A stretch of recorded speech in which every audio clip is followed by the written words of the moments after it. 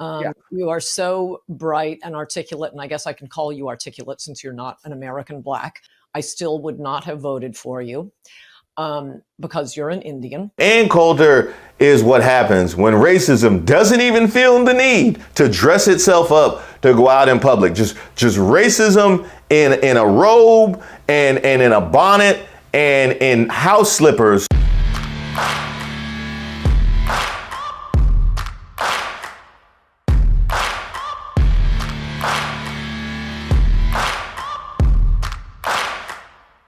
Welcome to a special edition of Races of the Week, where we expose the stupidity and hypocrisy of discrimination in hopes we can build a more perfect union and also laugh. As usual, I would like to thank today's sponsor, Racism. And don't forget to like and subscribe to the page, and definitely leave me any possible suggestions for nominees in the comments.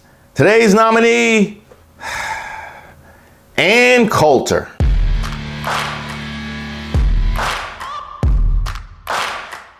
Now, I will say it is shocking that we have gotten this far in Races of the Week. I think this is somewhere in the 30s edition of Races of the Week. And somehow this is the first time that she has ever been nominated.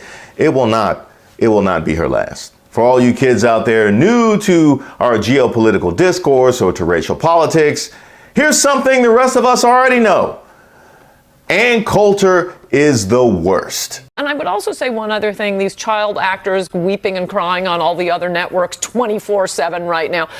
Do not fall for it, Mr. President. I get very nervous about the president getting his news from TV because I also have an Adios America. I don't know if I don't. A New Yorker I don't know article. if that's... New Yorker is not a conservative publication. They describe. So I told you we wouldn't get a word in. I told you. These kids are being I'm coached. so sorry. We have to go. They're given scripts to read by liberals. I mean, you have the Muslims and the Jews and the various exotic sexual groups and the black church ladies with the college queers. As a sign of my humanity and yours, recognize you and say, can I give you a hug? No, let's get on with the question. Okay. This is very clearly dealt with, and the answer is you're not black. So drop the racism crap. Ann Coulter, if you're here, who's scaring the crows away from our crop? That was kind of weird. Sorry, I don't know how that last one got in there. That's a problem in editing. But Ann Coulter has been laying low ever since she proclaimed that Trump was done.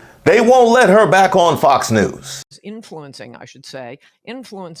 certain conservative outlets on TV and radio is everybody they hear from is one of the, diehard, the few dwindling remaining Trump fanatics. But after the election and then after January 6th, normal people, I'm not a normal person. I'm a political nut, and I stopped paying attention to politics. It's just a drag. But former presidential candidate Vivek Ramaswamy, who has never seen a white offense he won't excuse, saw fit to give her a platform on his podcast just to remind us who the queen of hate really is.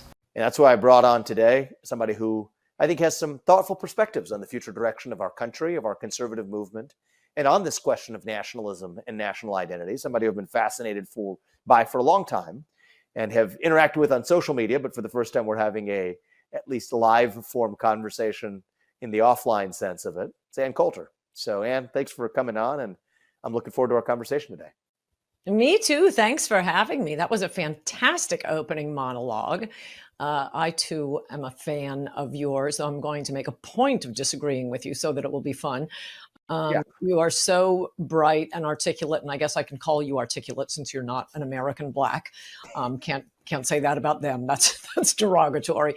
See, I got to stop you right there. Yeah, I'm gonna go ahead and stop you right there. See, the reason that we have a problem with being called articulate is that you feel the need to mention that we are articulate. How often is it that somebody who was a former presidential candidate, you feel the need to mention is articulate? Or in our case, somebody who actually became president.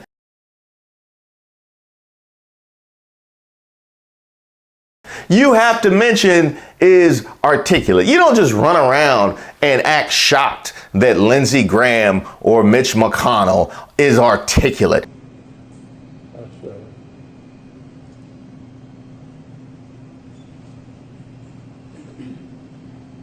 Did you hear the question, Senator? You don't act shocked that your average congressman or senator or governor or mayor is articulate. Your average CEO, wow, he sure is articulate. He just happens to be the CEO of Nike. That's crazy. Who would imagine that he got all the way up there and is actually articulate? But with us, you find a reason to mention that we are articulate. Here was a moment where you could have seen somebody brown who happens to be articulate, and you could say, you know what, with all the things that he's accomplished, I would take it as a given that he would be able to communicate extremely well. So I'm going to push right past that urge to call him articulate. But you couldn't take it, could you? You are so bright and articulate. You couldn't take it. You couldn't take it. You couldn't take it. Inside, your body was like, Ann, just let it go. Just let it go. Look at the man's resume. Look what he's accomplished. Of course, he's articulate. If the man was white, you would just assume that he communicates this way. But no, he's brown. You sure are articulate. You are so bright and articulate, and I guess I can call you articulate since you're not an American black. Can't say that about them. That's derogatory. And that was a great opening segment. Lots of things to talk about there. Oh, and I agreed with many, many things you said during, in fact, probably more than most other candidates when you were running for president. But I still would not have voted for you. Because you're an Indian. And there it is. There it is. There it is right out there in the open. Ann Coulter is what happens when racism doesn't even feel the need to dress itself up to go out in public. Just racism in a robe and in a bonnet and in house slippers. Not just going to the mailbox, but going to drop the kids off at school, then going to the grocery store, then going to stop by the precinct to file a police report for something that may or may not have happened, and then going to vote, and then apparently holding a press conference just right there with all the racism, just for all the world to see. You don't feel the need to dress it up at all. Now, would you rather your racism this way, or would you rather your racism dressed up? Now, I could see the case for saying you would rather your racism this way. You know what I mean? It's kind of like, Confederate flags or MAGA hats or mud flaps. It's just a way of communicating to you in advance, this probably isn't going to go good.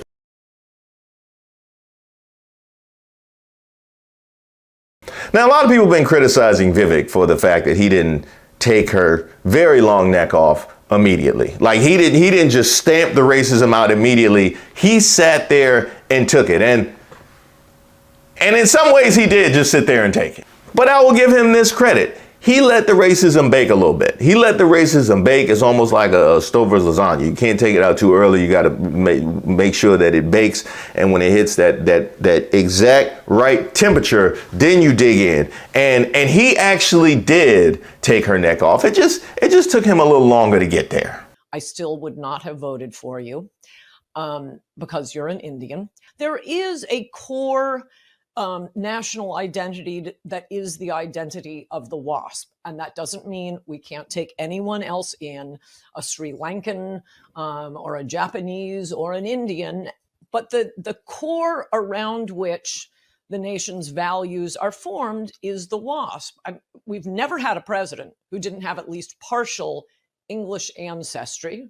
Never. Essence of citizenship is which nation to whom you had your undivided loyalty. That's what the essence of citizenship is all about. So you and I agree on so much there. But where I wouldn't say lose you, but I may fail to fully understand you, is on that axis of citizenship, what does ethnicity have to do with the matter? And I think you would be well served, and maybe this could be a great platform for you to do it, to make the case for why that, what you put at WASP basis for the American identity, how is that relevant against a backdrop of which you got the WASP, seventh generation descendant of some rich guy on the Upper East Side in Brooklyn that pretends to hate this country because it's the cool thing to do, versus somebody who came here as the kid of immigrants, but pledges loyalty to this country? If loyalty was the axis for citizenship, aren't you actually committing a bit of a sin, reverting back to a conception of citizenship that has nothing to do with loyalty in the first place? I got to give credit where credit is due. That was very articulate. That was very articulate on Vivek's part. He let it bake, and he gave her just enough rope to hang herself. And quite frankly, I want to see how she gets out of this one. Well, I will say many of those seventh generations WASPs I definitely hate. I know we have a lot of really, really bad ones.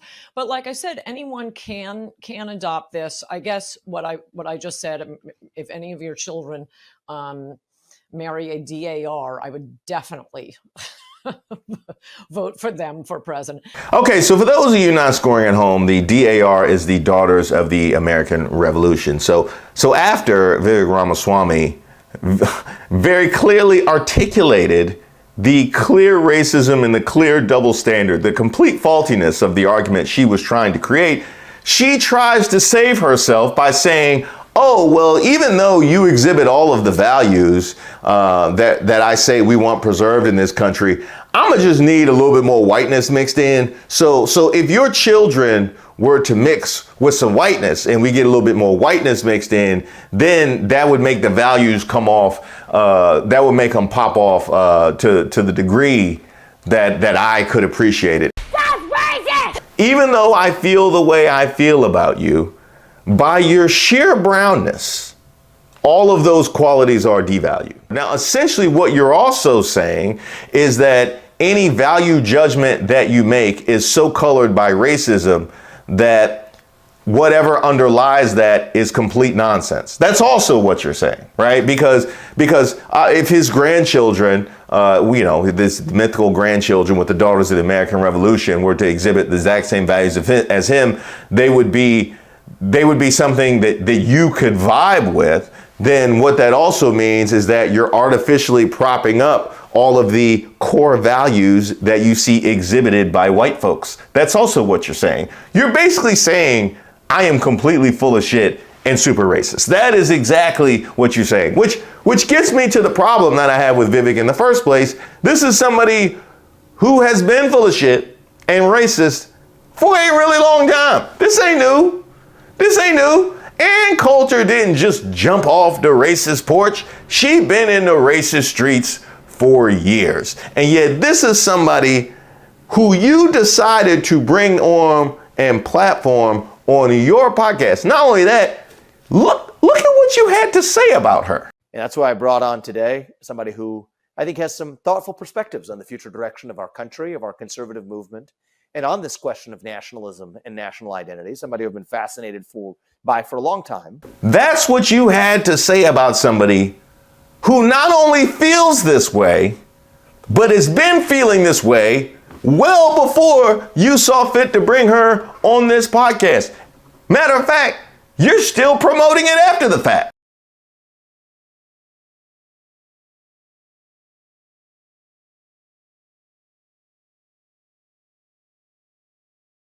So not only does Ann Coulter get our Racist of the Week, and really, she's another one I could name this after.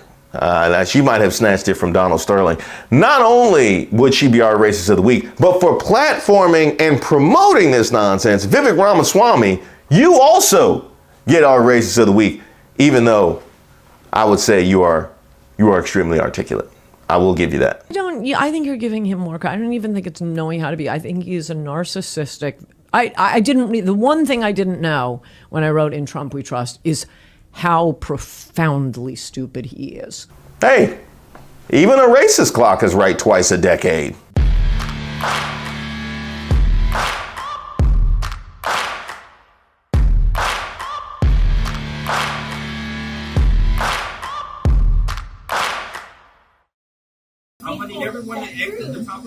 Yo, I paid for the flight just like everybody else.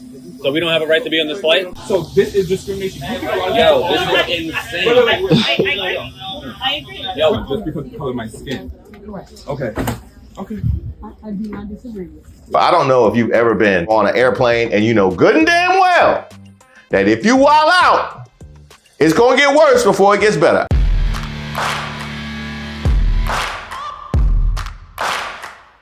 Welcome to a special edition of Racist of the Week, because because this couldn't wait till the end of the week. And yes, I know I'm wearing my shirt buttoned all the way up. That's so you allow me to get away with not wearing a jacket, because it's 1,000 degrees in here. Y'all don't know my pain.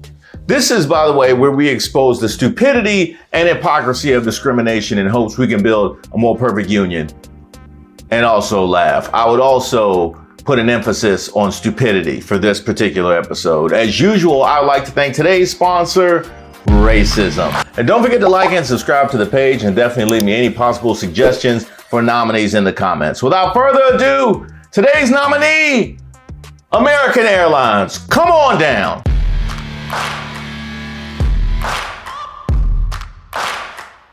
Three black men have filed a federal lawsuit against American Airlines, alleging racial profiling by flight attendants on a New York City-bound flight in January. And if they were discriminating against black people on a flight bound for New York City, they were not going to have a very warm welcome. I can tell you that right now as a longtime New York City resident.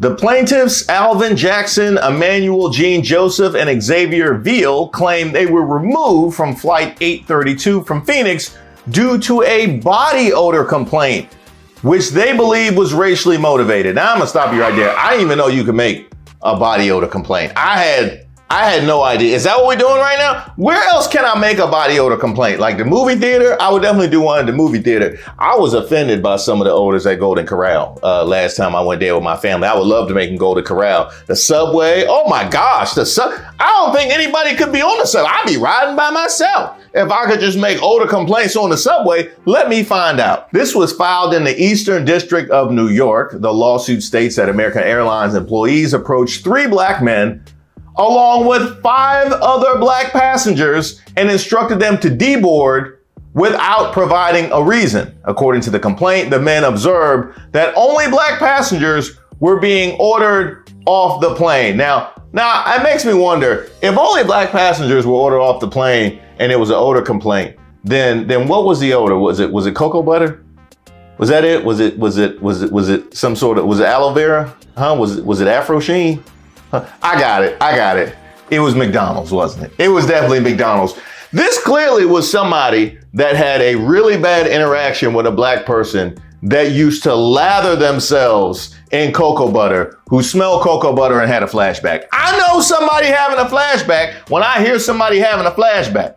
In a joint statement released by Oughton and Golden LLP, the men stated, quote, "What happened to us was wrong. Imagine a flight attendant ordering every white person off a plane because of a complaint about one white person. That would never happen, but that is what happened to us. There is no explanation other than the color of our skin." And I appreciate the example that they laid out, because that is very instructive. When in doubt, wonder how it would look if your places were swapped. Is there any place on earth that would remove all the white people from anywhere because there was a complaint about one white person?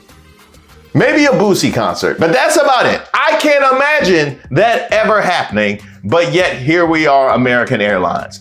Represented by attorneys Susan E. Hutta and Lindsay Goldbroom of Oughton and Golden, along with Michael Kirkpatrick and Lauren Bateman, a public citizen litigation group, the men alleged that their removal was based solely on their race. An American Airlines representative later told them that a white male flight attendant had complained about an unidentified passenger's body odor. The lawsuit highlights that the plaintiffs did not know each other before the incident. Now, I'm gonna have to stop us once again. First of all, what kind of body odor just jumps from person to person? Why are you removing that many people because of a body odor complaint? People that aren't even in the general vicinity of one another. But this is my favorite though. They did not know one another.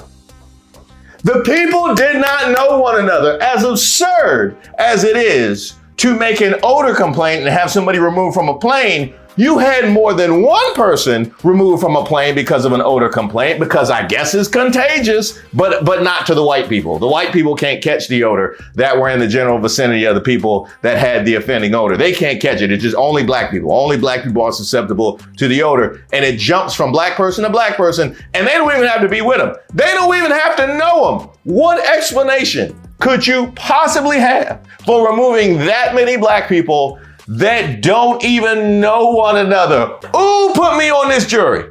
put me on this jury. I will move back to New York just to be on this jury.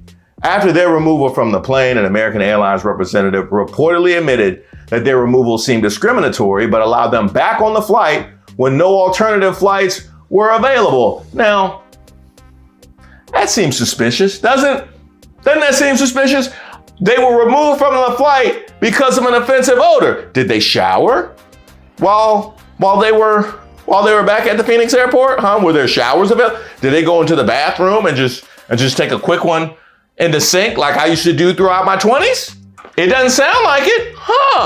That is interesting. Just put them right back on the flight, Well, we'll see. We tried to accommodate your request for an all-white flight. We did what we could, but we were unable to book the darkies. Sorry, we were unable to book the other passengers on another flight. So sorry we couldn't accommodate the all-white flight. But yes, we take your request very seriously. One white flight attendant. The plaintiffs are seeking compensation for pain and suffering, attorney fees, and punitive damages sufficient to deter future discrimination by the airline. If you ask me, they should get an unlimited number of vouchers for other airlines. I wouldn't want nothing from American Airlines after something like this. In an email statement, American Airlines announced it is investigating the incident. What's the investigation? What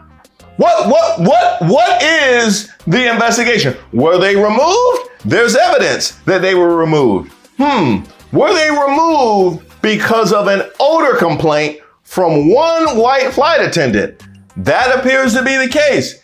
And the people didn't even know each other? What's the investigation? I did all the investigation you need in this video. But anyway, they put out this statement. We take all claims of discrimination very seriously and want our customers to have a positive experience when they choose to fly with us. Our teams are currently investigating the matter as the claims do not reflect our core values or our purpose of caring for people.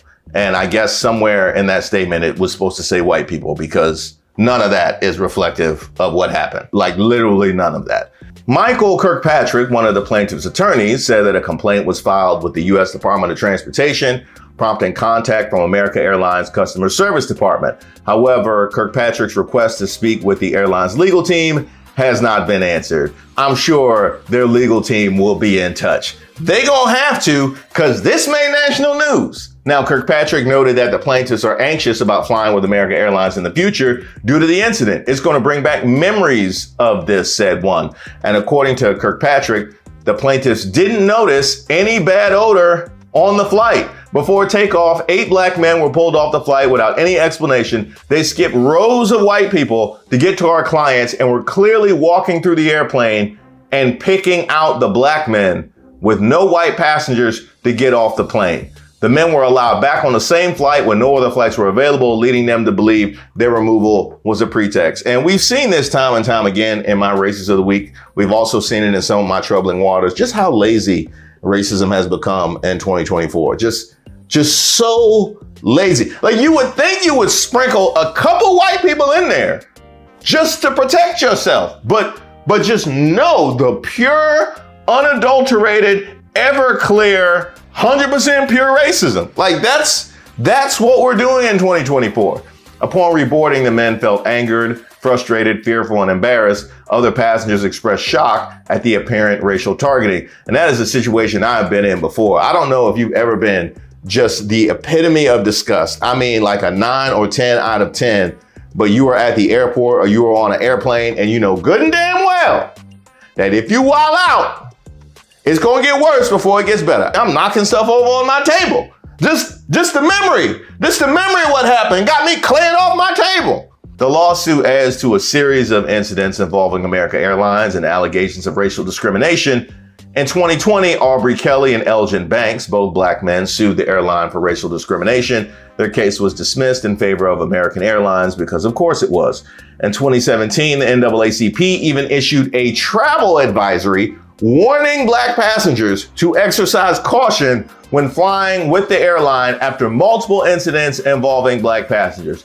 And you would think that an airline that had to have a travel advisory issued against it by the NAACP would mind their P's and Q's. You know what I mean? Like you would think if you had to have a travel advisory, whoa, is there Is there a COVID breakout? Is it Ebola? Like, what do we got going on? Is there a war going on? Nah, racism.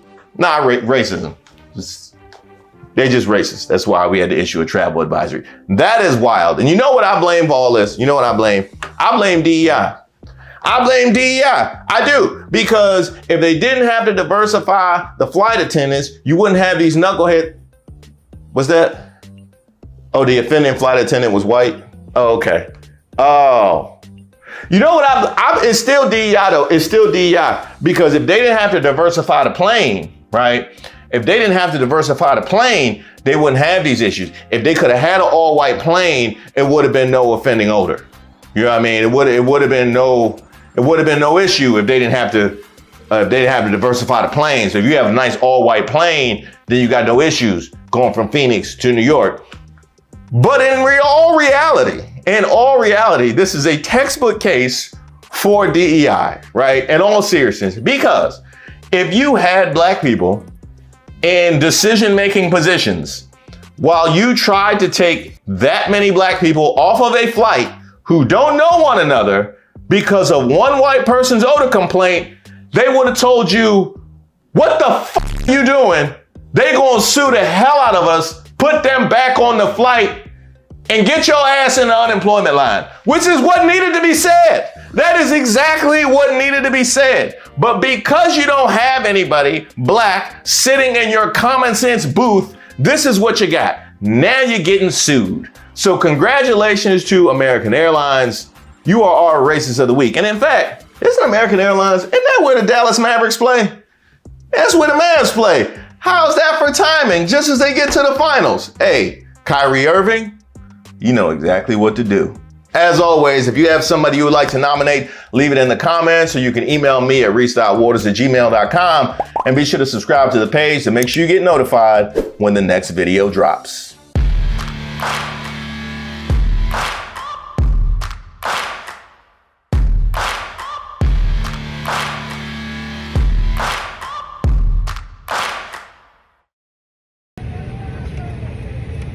I'm voting for a convicted felon.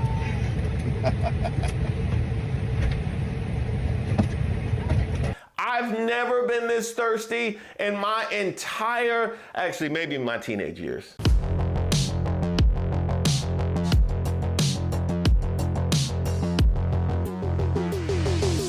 Hi, my name is Reese Waters, and I'm troubled. Don't forget to like the video and subscribe to the page. This really could have been street politics. I think could have been racist of the week. You know, this actually could have been Karen's Gone Wild. I think I'm gonna post this in Karen's Gone Wild as well as Troubled Waters, but this could really go in all of my streams. Now, this is political commentator and podcast host David Harris, apparently on a flight either in or headed to Seattle, who decided that he wanted to make a video for social media.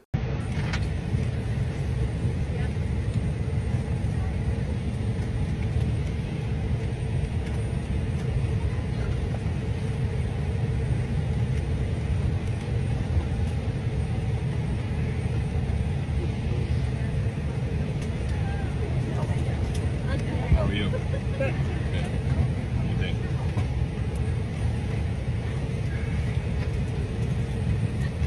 Like that?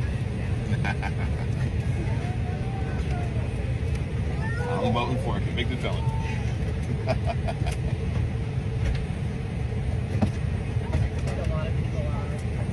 Yeah, let's hope. Exactly. That's right.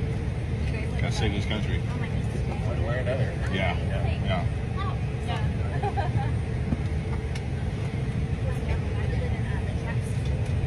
Represent. All day.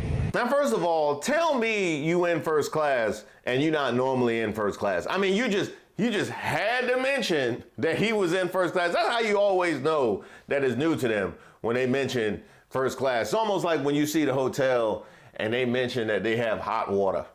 You know, when they mention that they have hot water, when they mention that they have cable TV, you know it's not normal. Like you know it's not regular. Like you know exactly what it is when you go into a hotel by virtue of how basic the things are that they put on the sign outside. You had to make sure that we all knew that you was in first class. Well done. Also important that you were in first class because you had to make sure that everybody had to walk past your t-shirt. So I can only imagine you getting that notification. Ooh, I got upgraded.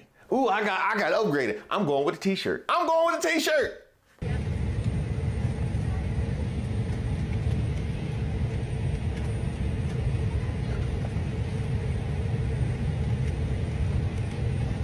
Think about how thirsty you have to be to do this. I mean, really, like, first of all, you have to acquire this t-shirt. That's the first thing. Then you have to wear it to the airport. You know, when you're choosing what you want to wear to the airport, typically, normally I dress down when I'm going to the airport. That's when I wear my worst clothes. Like, seriously, I'm shocked that I've never been kicked off of a flight where they were like, we can't have, you just don't represent Delta. Like, we can't have you walking around like this. I wear my worst clothes to the airport. Some people like to announce themselves. So you chose that this was the t-shirt that you wanted to wear to the airport just to make sure that the most strangers see you. Then you sit in first class with this t-shirt just to make sure that everybody's going to have to pass you with this particular t-shirt. Then you sit there and you stare down everybody who walks by just to make sure if they were going to ignore you, like you ignore 98% of the people that you pass as you get to your seat on a flight, just to make sure if they were going to ignore you, that they had to pay some attention because who is this brother staring daggers at the side of my ear? Then you have to turn the camera on yourself. Think about the thirst. You turn a camera on at yourself and you're talking to yourself in this moment. You went and got this shirt, you wore it to the airport, you sat in first class, you're staring everybody down who passes while you have a camera on yourself. I've never been this thirsty in my entire, actually maybe in my teenage years. Yeah, maybe in my teenage years I was this thirsty. Not since 14, no.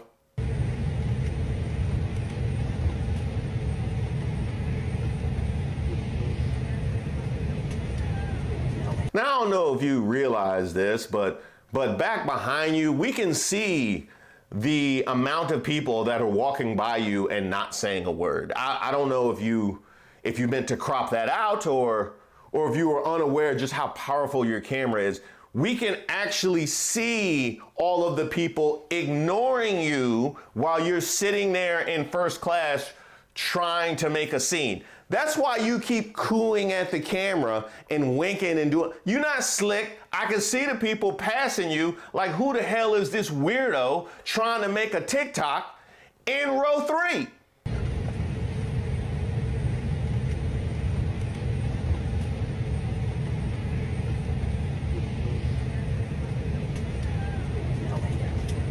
How are you?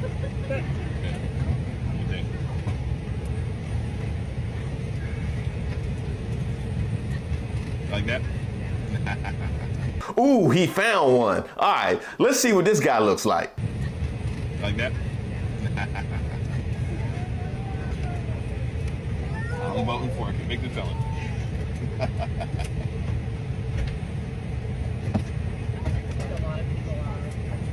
Yeah, let's hope. Exactly, that's right.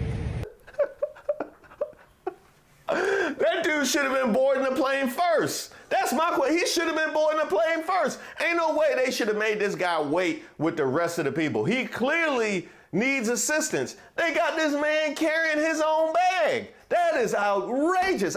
You know what? This is grounds for a complaint. This is grounds for a complaint. Take this video and send it up to corporate because ain't no way this man should have been forced to walk himself onto the plane with everybody else. They should have wheeled him in first and carried him to his seat. I'm voting for it. Convict the felon.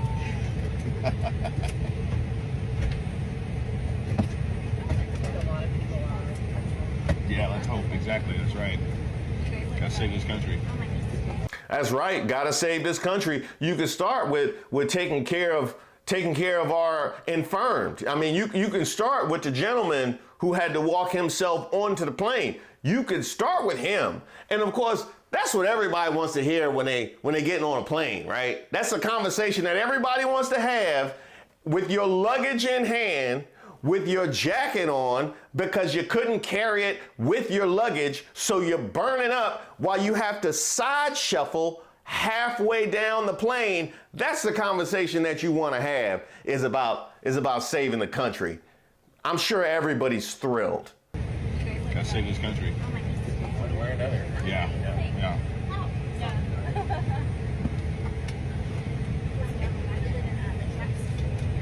Represent. All day. Represent all day?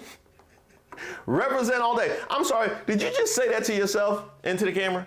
Did you just say represent all day to yourself into the camera with a bunch of people in the aisle, a bunch of people against their will having to be your audience? You have an unwilling audience and you are talking to yourself. You the reason people won't be racist when they get off this plane. It's gonna be your fault. It's gonna be your fault. It's gonna be your fault. You wonder why we have so many problems in the airport, have so many issues on the plane. Like that? I'm voting for a convicted felon. I'm voting for a convicted felon. Oh, you mean like your t-shirt says? Yeah? Is that what you mean? Are you repeating the words that are on your t-shirt? Uh-huh. I'm so glad that I met you. Represent. All day. Now here's why I'm mad. I just did a Racist of the Week where brothers were pulled off of a flight because of an odor complaint, right? He looked like he stinks. You know what I mean? He looked like he stinks. How they just gonna let him stay on the plane, huh? And he got way more skin showing too. You know what I mean? How he gonna stay on the plane? And they taking brothers off of American Airlines. I need answers. And that's before we get to the whole convicted felon idolatry. You know, the fact that Are You a Convicted Felon appears on job applications and rental applications and professional certifications. I couldn't even rent a hovercraft when we went on vacation last summer without asserting that I am not a convicted felon. They wouldn't trust me to go out on the lake, but yet you can be president. How about the fact that you can't work in the medical industry or the financial industry, can't drive a truck, train, bus, be an airline pilot, a felon can't be a daycare worker? They not trusting you with kids, but they trusting you with all of us. You remember Truckers for Trump? Yeah, Truckers for Trump? Yeah, Trump couldn't be a trucker for Trump. How about that? How about that? How about all these complaints about DEI and how it's destroying the airline industry, you know, with all these brown people that aren't felons just doing their job? But yes, by all means, tell me how you're voting for a convicted felon to run the entire country. Can't be a teacher, can't be a sports instructor to children. And I know just how insane some of the sports instructors to children have been because I have worked with many of them. Police officer, fireman, emergency responder, can't work for the government, but by all means, you can be president. Let's go ahead and have a president who can't travel to half the country that he gonna be on the phone negotiating terms with. Or how about a president that goes to speak to the NRA talking about protecting their right to bear arms and he can't have one? Is he allowed to even be in the presence of them? That I wanna know. How about a president who can't appear on a jury? That's fascinating. He must have conversations with the jury just wondering what the jury's like. Hey man, that's jury tampering. No, I'm not trying to convince them one way or the other. I just want to know what the experience of being on a jury was like because that's an experience that I'll never have. How about not being able to get public social benefits and housing? I don't even know if Trump can get an EBT card. Maybe that's why he's trying to pull it from everybody else with that whole Project 2025, which I'll get to, by the way. I don't know that man could even get an EBT card. He'd be one of those people that's calling, trying to figure out if he could swing some stamps for some money. How about that? How about parental benefits? This man better hope Melania don't ever leave. She better hope Melania don't ever leave. Because he ain't getting custody. I can tell you that right now. He is not getting custody. I have seen the way that goes. I have seen the way that goes. Man, I watch a lot of divorce court. I watch divorce court. I watch Judge Millian.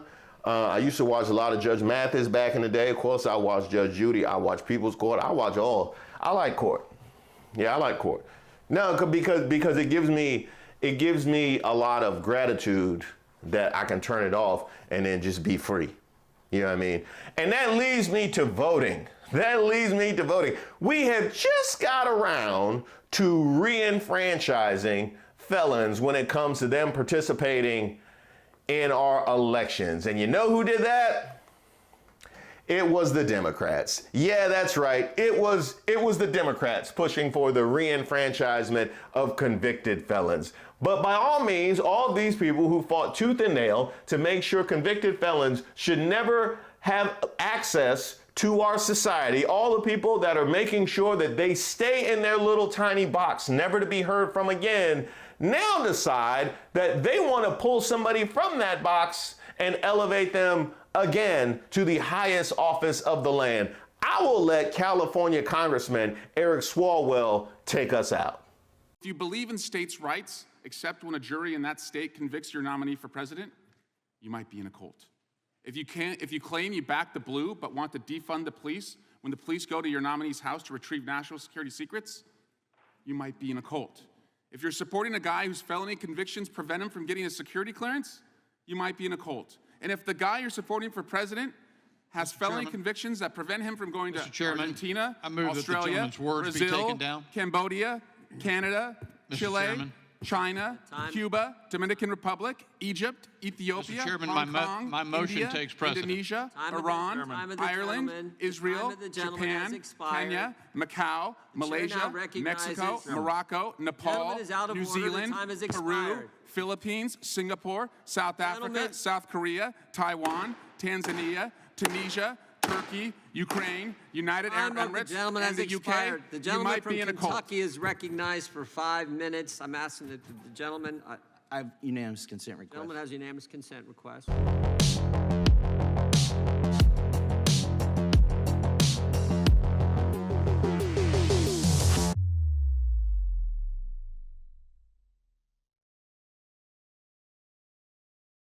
What is it about y'all blaming your wives? Because it seems to be that all of your actions actually on the court are to disenfranchise and strip women of their power, unless that is the thing that motivates you when you go to work. Like, she not gonna be flying flags and telling me I need to get out and go to work, telling me that I need to go take the trash out. What, you know what?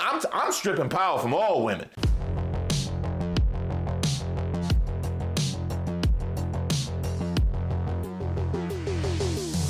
Hi, my name is Reese Waters, and I'm troubled. Don't forget to like the video and subscribe to the page. I grew up not even knowing the Supreme Court justices. I mean, I guess I knew Thurgood Marshall and Sandra Day O'Connor because y'all went so long excluding black people and women. Also, I knew Clarence Thomas because Anita Hill tried to warn us.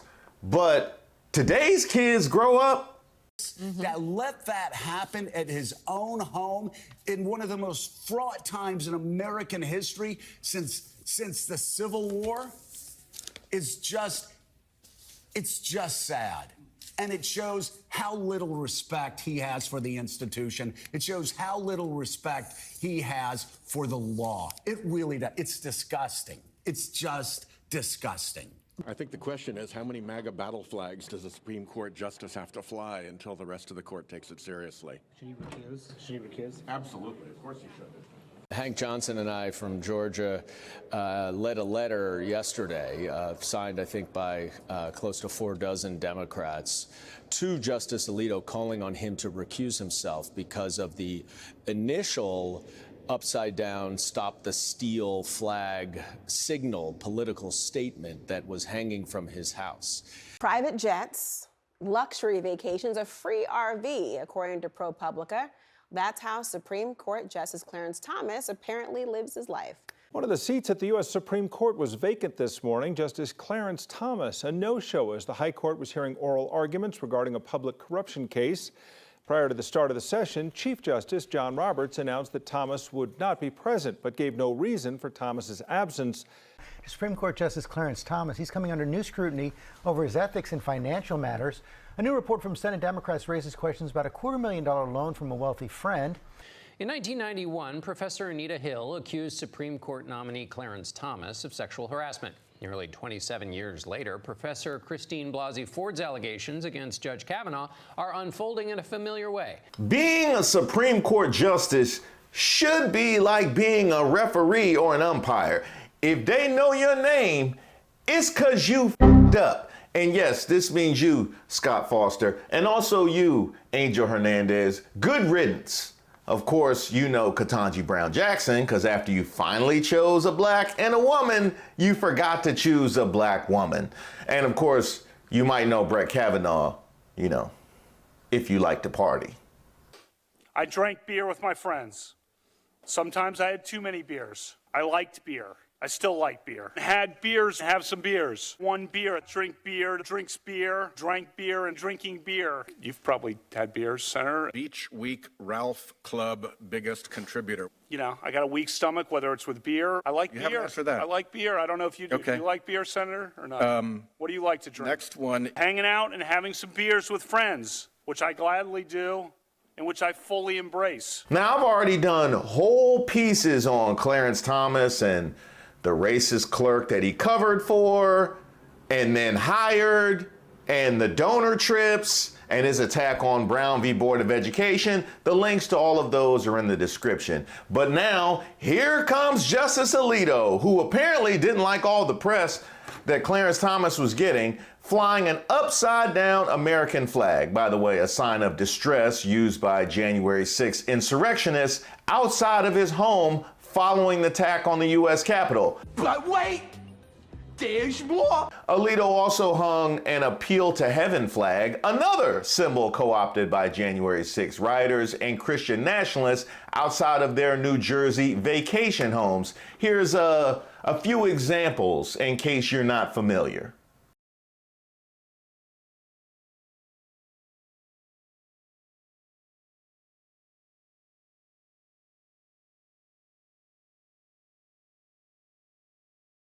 And naturally, Alito is blaming his wife. Democratic congressman from Tennessee, Steve Cohen, he just introduced a resolution to censure Justice Alito and demand that he recuse himself from all cases related to the 2020 election and the Capitol insurrection. Do you think that there is any acceptable answer that could justify why that flag was up and flying outside of his second home?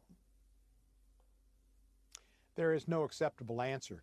Supreme Court justices, like other members of the judiciary, should be beyond reproach. Justice Alito has flaunted his disdain for the election laws in our country and for the peaceful transfer of power with the flag he flew of the United States flag upside down at his home in January of 2023. And now we see what he's done in his vacation home. I mean, to blame his wife is like saying, my dog ate my homework. That's not going to work. That dog won't hunt. He should recuse himself from all cases dealing with the 2020 election and with President Trump and election interference. And there's no question he nor Clarence Thomas should participate in the Supreme Court on any decisions regarding Trump. With Clarence Thomas's wife Jenny involved in the coup attempt, they should not be able to participate because they've got a prejudice, and they've shown their prejudice. They are not impartial determiners of the law, and they should not allow it. And this is a time for Justice Roberts to show that he cares about the Supreme Court and its reputation. This is the rule of law, and that's what the United States is known for, and it's on Justice Roberts' clock right now to take action and to force them not to participate. So here we have Justice Alito blaming his wife for not once but twice flying a flag that could be connected to January 6th insurrectionists. And then you also look down the Supreme Court aisle and see Clarence Thomas absolving himself of any responsibility in his wife's contacting Mark Meadows and associate other figures on the right wing to support Trump remaining in office. What is it about y'all blaming your wives? Because it seems to be that all of your actions actually on the court are to disenfranchise and strip women of their power. But yet you go home and you just have no control over what happens. The women just absolutely run everything. I can't imagine the disconnect to go to work looking to erode the power of women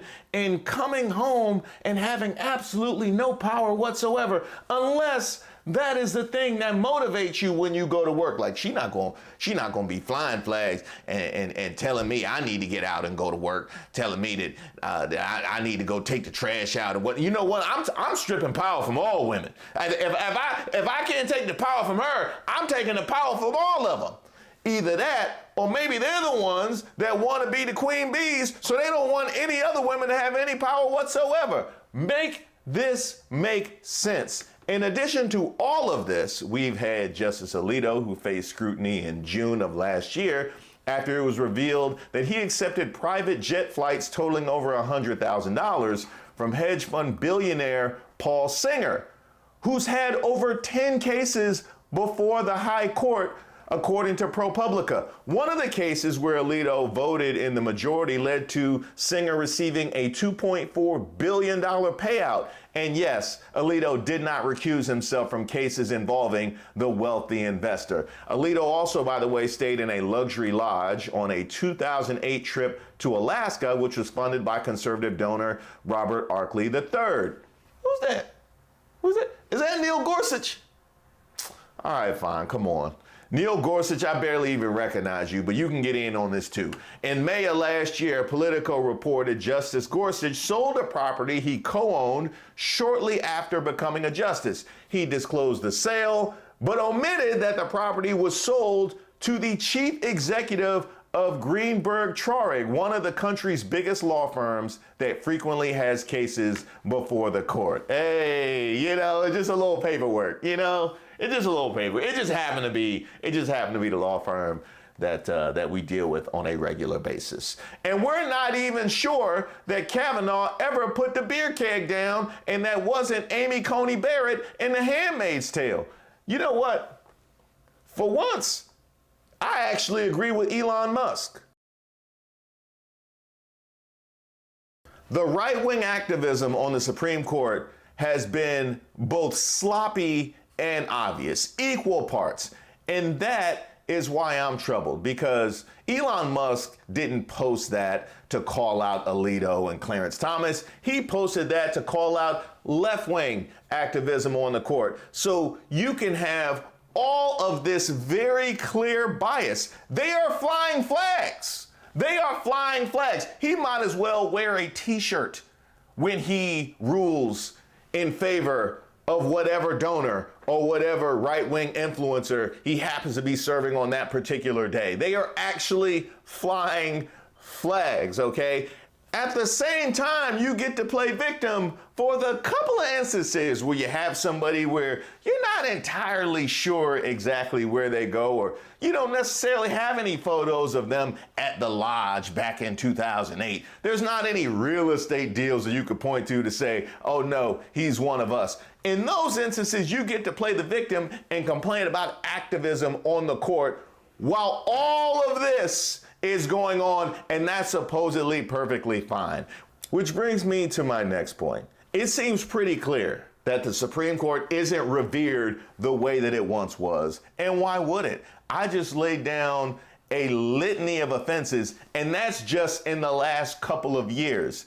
All of these people have the ability not to recuse themselves in cases involving the principals involved in those particular incidents, and they have lifetime appointments. So how do we clean this up? As long as Alito is there, as long as Clarence Thomas is there, as long as Justice Gorsuch is there, how exactly do we clean this up? Is it over for good? The respect that people have for the Supreme Court? Is the idea of an independent judiciary gone from the United States of America? I think it's a real possibility, and that's why I'm troubled.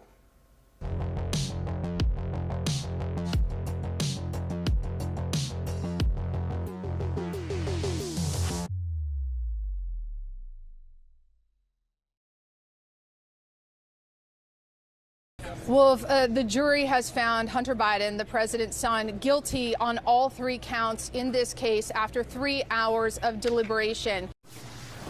This was a disgrace. This was a rigged trial by a conflicted judge who was corrupt.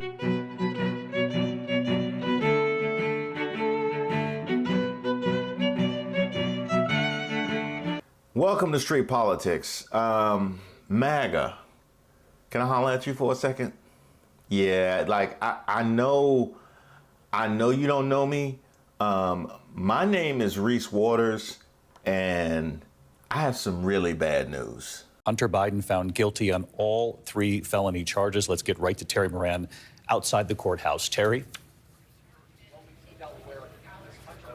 That's right, David. You've got it. All 3 counts, guilty as charged. About 3 hours of deliberation. 1 hour yesterday, 2 hours today. The jurors got to work, and they came through with this verdict. I know, isn't that crazy?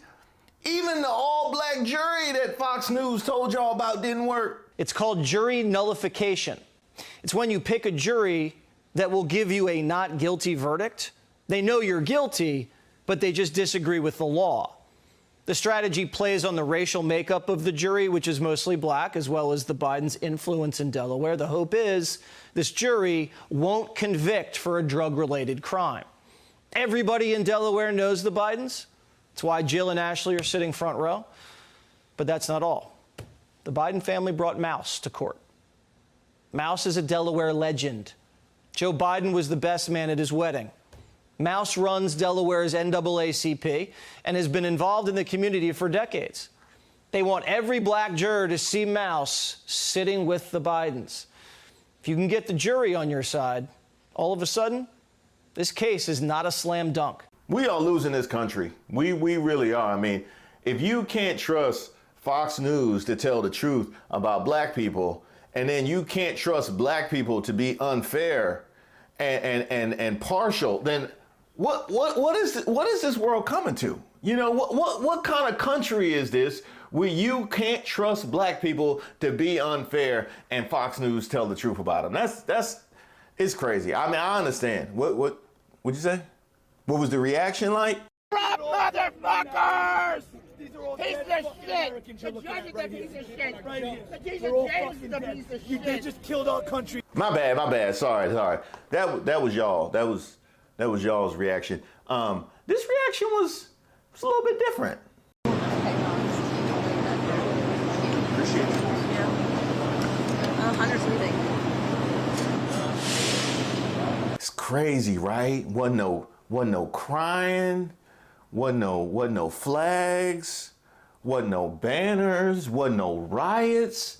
I mean, people just accepting the judicial process like it's an everyday experience, you know? It's just, I don't understand, you know what I mean? And then the people that were there didn't even have Biden decals across the back of the cab or nothing. You know what I mean? Like didn't have his face on t-shirts, just regular folks and regular clothes, like it wasn't even a trial. What's that? Oh yeah, you bet you don't hear from Joe. Actually, Joe already responded. This was a disgrace. This was a rigged trial by a conflicted judge who was corrupt. It's a rigged trial, a disgrace. They wouldn't give us a venue change. We were at 5% or 6% in this district, in this area. This was a rigged, disgraceful trial. But the real verdict is going to be November 5th by the people. And they know what happened here, and everybody knows what happened here. You have a Soros-backed DA and the whole thing. We didn't do a thing wrong. I'm a very innocent man. I'm sorry. That was y'all. Here's Joe Biden's statement.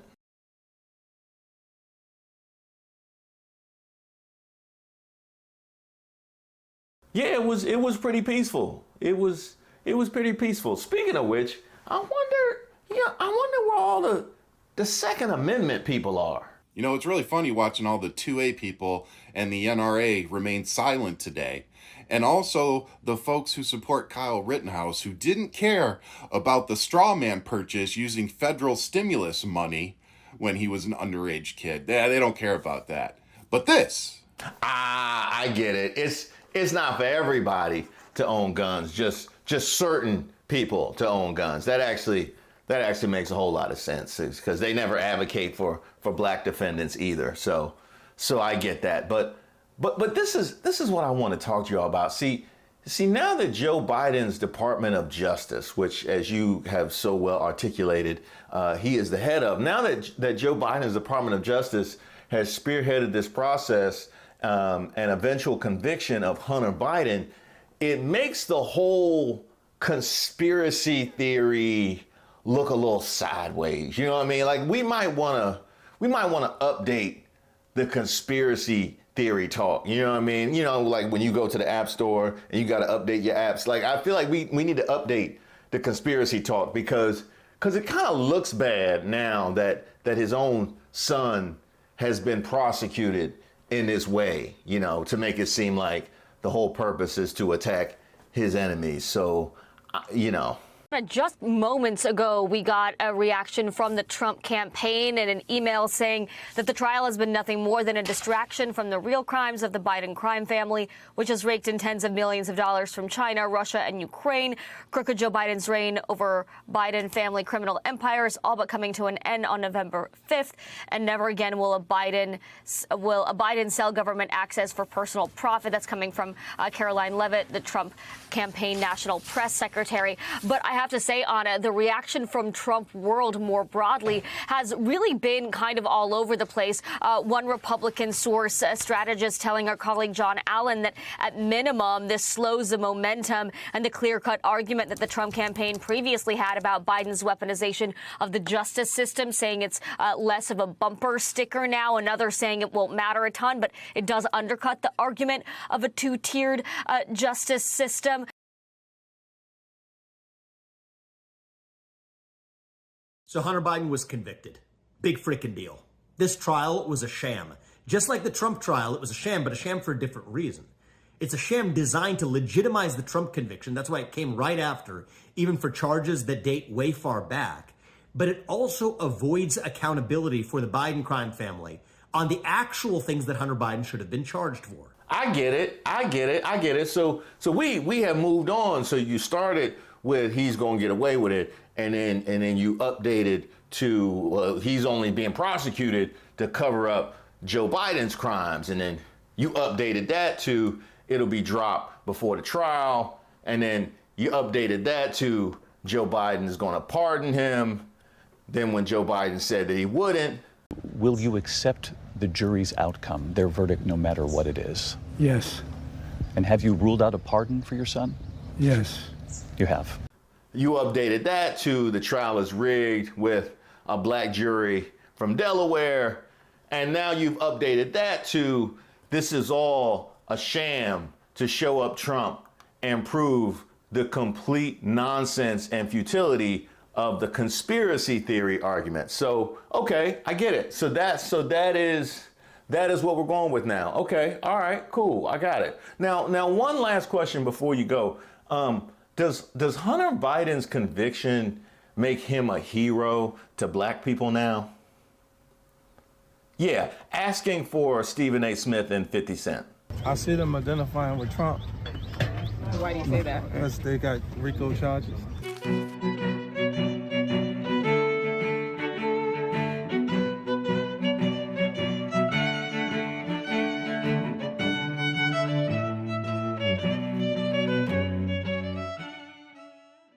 Boo this man!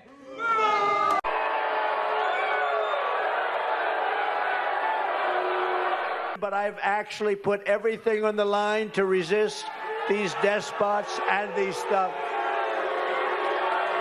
The Libertarian Party should nominate Trump for President of the United States. Whoa. That's nice.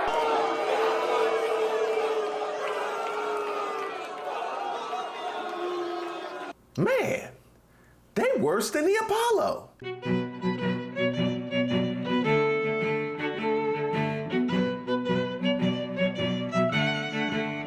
Welcome to Street Politics. My name is Reese Waters. Don't forget to like the video and subscribe to the page. Now, if there's one thing I know, it's getting booed. Some say I'm a bit of an expert. I've been booed everywhere from Bowie State, Maryland to Johannesburg, South Africa. As is he. He knows getting booed as well. I even brought in a specialist because Donald Trump was speaking at the Libertarian National Convention, and if it's one thing we know, his precious ego cannot take getting booed. So Trump, what you want to do, if you want to avoid getting booed, you got to make sure you scan the crowd in advance. You know what I mean? Try and make sure that you're stacking the deck in your favor. RFK Jr. spoke yesterday as well. Kind of encouraged the crowd to heckle President Trump when he came on stage today, passing out rubber chickens that squeak, but those were not allowed in today. Rubber chickens?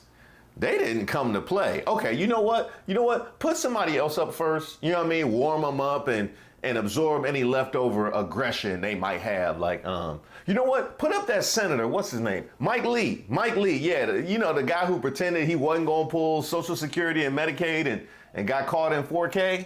I'm here right now to tell you one thing that you probably haven't ever heard from a politician. It will be my objective to phase out Social Security, to pull it up by the roots and get rid of it. Here, oh yeah, he's perfect. Donald Trump may not agree with you on everything, but I can tell you he will agree with you a whole hell of a lot more than that nutball in the White House or anybody else on the ticket. I encourage you, take a listen to Donald Trump, support Donald Trump, restore the Constitution. Thank you very much. Wow. Okay.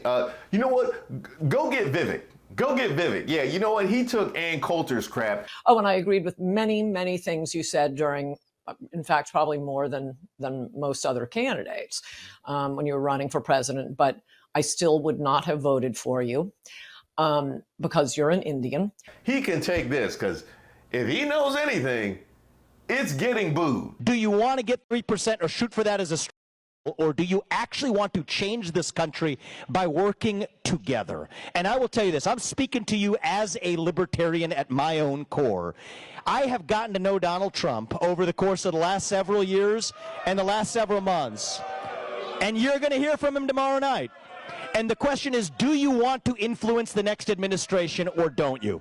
That is the question for this room to ask. And my thesis for you, you believe it? You all get to speak your mind. I respect that. Libertarians in the room got to speak up. But now the question is, how do you get it done? I believe the future of this country depends on a libertarian nationalist alliance that will save this country. That's what I believe is required. Wow. I haven't seen anybody booed that badly since, well, Vivek Ramaswamy. She said that I have a woman problem. Nikki, I don't have a woman problem. You have a corruption problem. And I think that that's what people need to know. Nikki is corrupt. This is a woman who will send your kids to die so she can buy a bigger house. This is the problem. Using identity politics more effectively than Kamala Harris is a form of intellectual fraud. And it actually needs to end. There's our donor puppet masters wielding their puppet right up here tonight. Ooh, actually, I was referring to a whole different time he got booed. Let us be honest as Republicans. I'm the only person on the stage who isn't bought and paid for, so I can say this. The climate change agenda is a hoax. The climate change agenda is a hoax. And we have to declare independence for it. And the reality is... He is like the Donald Trump of getting booed. All right, you know what? You're up. They'll at least be cheering when they hear your name, right? So just ride that initial wave and start fast.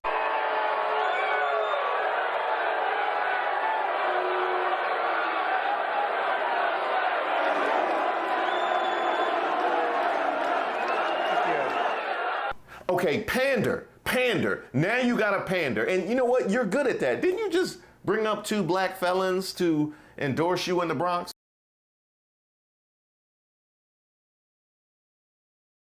Yeah. Tell them how much you love them. It's time to be winner. So I'm asking for the liberation. Well, think of it. Why don't you try that again? So I'm asking for the liberation. Abandon ship, abandon ship. You know what? Libertarians is too long a word. You know what? Tell them you want to defend freedom. Yeah, that should work. Anyone can talk about defending freedom, but I've actually put everything on the line to resist these despots and these stuff.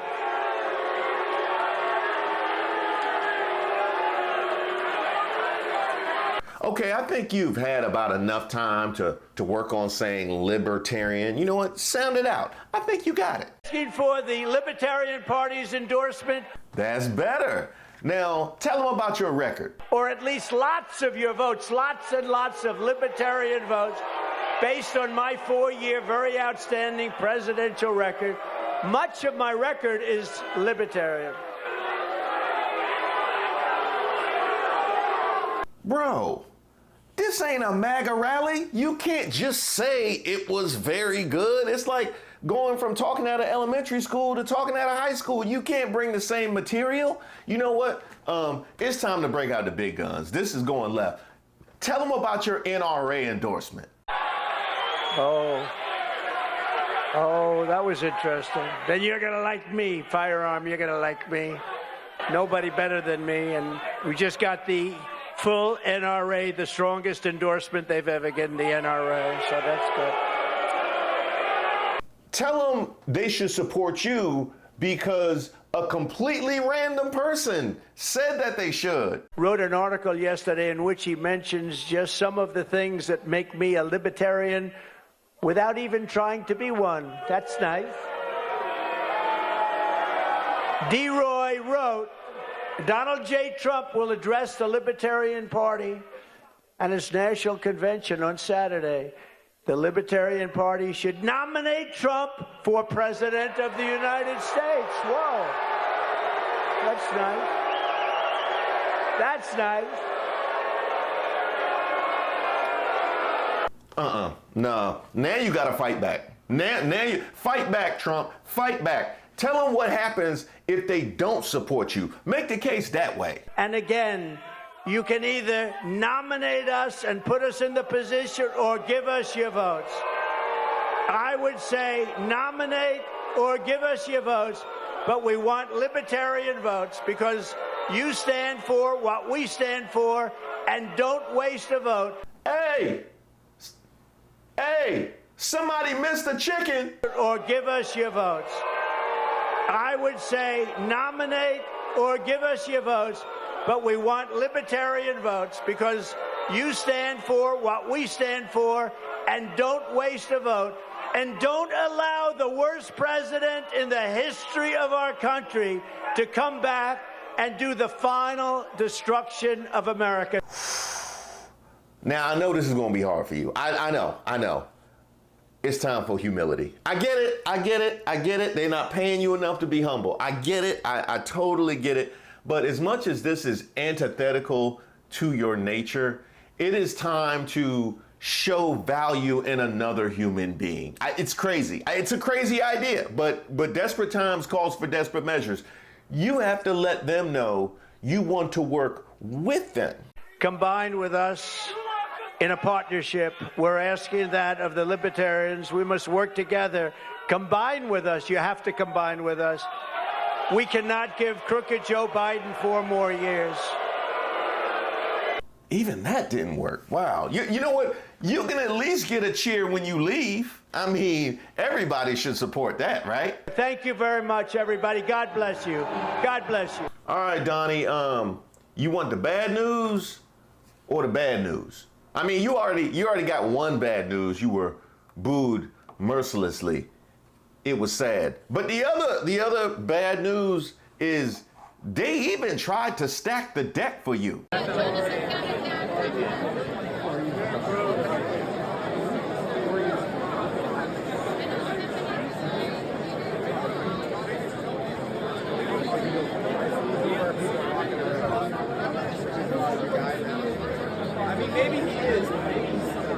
It went poorly. It went very, very poorly. I mean, even your fans got booed. I mean, again, I know they get booed when they leave MAGA rallies with the red hat and the flag. I'm just saying they got booed together.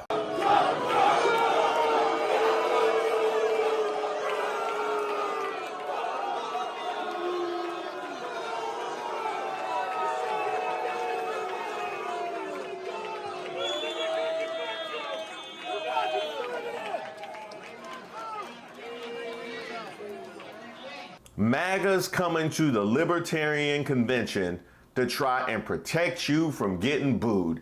Here I am, listening to you talk about how you're the greatest this and the greatest that. You can't even speak to regular random people without your cocoon of support.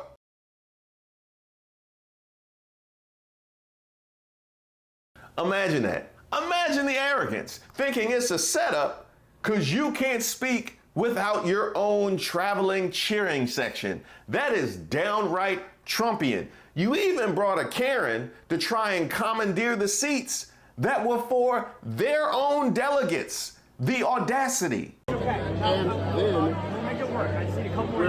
he also forced the hotel for us to remove some of our campaign literature, and to the point where the hotel had to reimburse our candidates because of what he was doing. So it's very, like, it is, and like nobody's here saying anybody's doing it, but the point is, like, he's being very shady about what he's trying to pull. He threatened to cancel this event if we didn't get rid of some of our campaign literature for our candidates. So it's not entitlement, that's what's going on. That's what's happening. Nobody's being entitled. We were supposed to. You can't believe all truth comes from one person unless that person died. I know that. But I also know him better than I know him. That's fine. I was a lifelong. I'm just saying. That's fine. Where do you get your information? Well, where do you get yours? Yeah, I grew up being friends with Mike Pence. I grew up being friends with all of these people, right? I'm not an anti-anything. And so I'm not against them for the sake of being against them. Well, Mike Pence is a total traitor. You only think that. No, I know that. Because of what happened.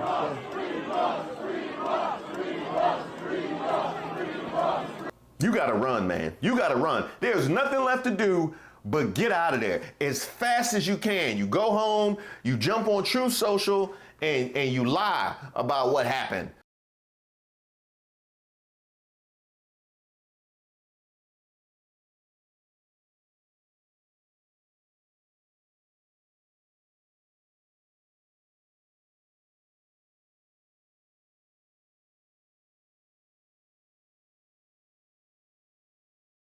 You know, despite getting caught being booed in 4K. It's the only way. I mean, you've done it before. You gonna believe me or your lying eyes?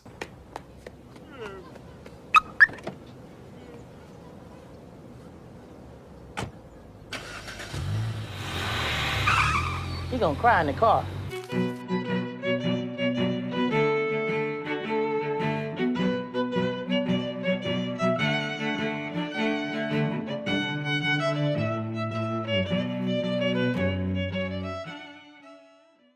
I can't believe the hoax, this sham, this absolute injustice justice system. DA Bragg and the judge should be ashamed of themselves. This isn't just ridiculous. This actually erodes the confidence that Americans have in the justice system. Unbelievable. Unfreaking believable. I'm sorry. Did you just say freaking? Oh, he must be real, man. He broke out frickin'.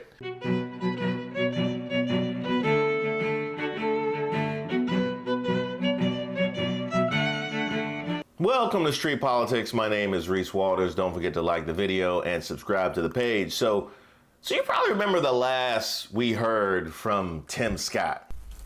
I look forward to President Trump being the 47th president. Kristen, you could ask him multiple times. Senator, just a yes or no answer. So the American people will make the decision. But I don't hear you committing for President Trump. That's clear. I don't hear you committing to the election result. Here's the challenge. Will you commit to accepting the election result? This is why so many.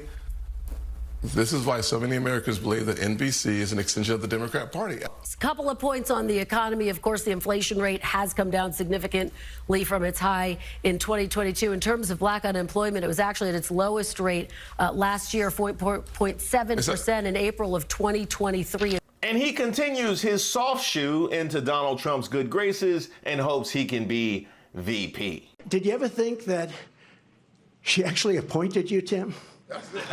And think of it, appointed, and you're the senator of his state, and she endorsed me. You must really hate her. No, it's a shame. It's a shame. Uh-oh. I just love you. No, that's good. That's why he's a great politician. Well, he had something to say after the guilty verdict, and he was big mad.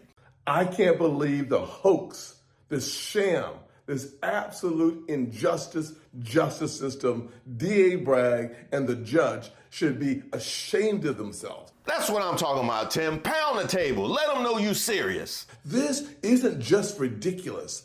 This actually erodes the confidence that Americans have in the justice system. Unbelievable. Unfreaking believable. I'm sorry. Did you just say frickin'? Oh, he must be real mad. He broke out frickin'. He broke out frickin'. Uh-oh. Uh-oh. Unfreaking believable. But good news is coming. You gonna go home and we never hear from you again? But good news is coming. D.A. Bragg, hear me clearly. You cannot silence the American people. You cannot stop us from voting for change. Joe Biden's injustice, Joe Biden's two-tier injustice system. Good job landing the plane on that one. I didn't know where you was going, I'll be honest. Weaponizing the justice system of the United States of America against a political opponent? Un-American. Joe Biden, you're fired. Oh yeah, good job, Tim Scott. He probably gonna pat the back of your head for that one. That was good. Good boy. Joe Biden, you're fired. We the people stand with Donald Trump. Just make sure you emphasize it on the way. That was good. That was way to stand strong. Woo, boy, that was ugly. That was ugly. Well, at least it was just on social media and you didn't embarrass yourself on TV or anything. That's the goal. So when President Trump, when former President Trump says that if he is elected president, he would appoint a special prosecutor to, quote, go after the most corrupt president in the history of the United States of America, Joe Biden, and the entire Biden crime family. Are you saying that that is not something that you would support? I'm simply saying that President Trump has said it himself. Okay, that is an answer, because he definitely did not say that is not something that he would support. And if we're being honest, he couldn't possibly go up and say that's not something he could support because Donald Trump supports it. And you know why he's there. I'm simply saying that President Trump has said it himself.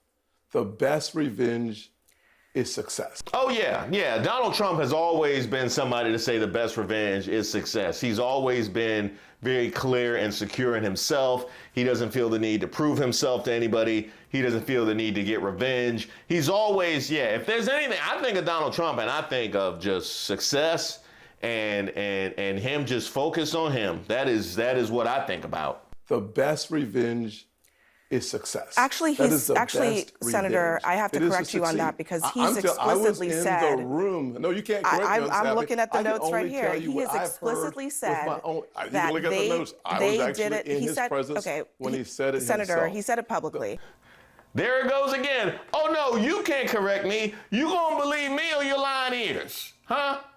You gonna believe me? Well, I'm telling you what he said in public. We have it in 4K. In fact, we are a media company, and so we have many volumes of him saying things of that nature. Well, I'm telling you what he told me one time while we were waiting in line in the bathroom in Mar-a-Lago, and it was different. It was totally different. Senator, I have to correct you on that because he's explicitly said. I was in the room. No, you can't correct me. I'm looking at the notes right here. He has explicitly said that they did it. He said, okay, when he said it Senator, himself. he said it publicly. They did it to me, so we have to do it to them. I'm happy to debate it. We don't need to debate it. We have receipts. What do you have? He said they did it to me, so they have to do it to them. Do you support that? Abby, I know you are. This is why the ratings on CNN are so low. Credit where credit is due. I came from the comedy world. I'll be honest, that was funny. That was fun. Point for Tim Scott. Point for Tim Scott. It might be a first and last, but point for Tim Scott on that one. That was solid. You know what? Now that I think about it, then why do you keep coming on CNN then if the rating's so low? Abby, I know you are. This is why the ratings on CNN are so low. The bottom line is simply this. Without question, President Trump has looked me in my eyes in a room full of other folks and said, you know what? The best revenge is success. Are you sure it wasn't tears in his eyes? You forgot the tears in his eyes. Let's not make this about Senator, just Donald Trump. He may have Let's said make that this to about you in a every private single room, but he has said it to thousands of his supporters that he plans to go after his political enemies. I don't understand how you can deny that he has said that publicly. It's in the public record. I don't know how you will not take my own word for what I heard with my own ears. I don't know why you wouldn't trust a man who conveniently came up with a fiance when people started asking questions. I don't know why you wouldn't trust me. I don't understand why you wouldn't trust a man from black-ass South Carolina who is consistently anti-black. What is so untrustworthy about me? I mean, come on. I told you what it was. I don't know how you will not take my own word for what I heard with my own ears. Only because he said the exact opposite. I hear you. He said the exact opposite publicly for millions of people to see on television. He has tweeted it. He said it on the radio. He has said, they've gone after me, so I'm going to go after them.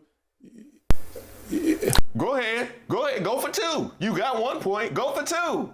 You can just answer the question. If he said that, would you support that? I have answered the question. You don't like my answer, but I've already answered the question. But here's the bottom line is this. I'm not sitting here to debate you about what you heard Donald Trump say versus what I heard Donald Trump say.